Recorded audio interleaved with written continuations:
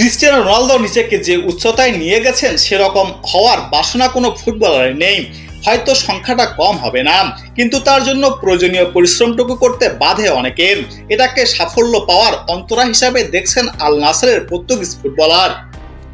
কথায় আছে, ছোট ছোট বালুকণা বিন্দু বিন্দু জল গড়ে তোলে মহাদেশ সাগর অতল।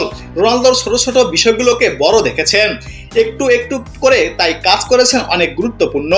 হুপ পডকাস্টে এই বিষয়টি পর্তুগিজ ফুটবলার বলেন, পরিশ্রম ছাড়া মেধা কিছুই না, আবার মেধা ছাড়াও পরিশ্রম কিছুই না, দুটোকেই একসঙ্গে কাজ করতে হবে। আমার দুটোই আছে, কিন্তু এটা বলতে পারবো না যে অন্যদের চেয়ে আমার বেশি। ছোট ছোট বিষয়গুলো পার্থক্য গড়ে দেয়। একটু একটু করে নিজেকে তৈরি করছেন ক্রিস্টিয়ানো রোনালদো। দুই যুগেরও বড় ক্যারিয়ারের কখনো ধারাবাহিকতার কমতি ছিল না।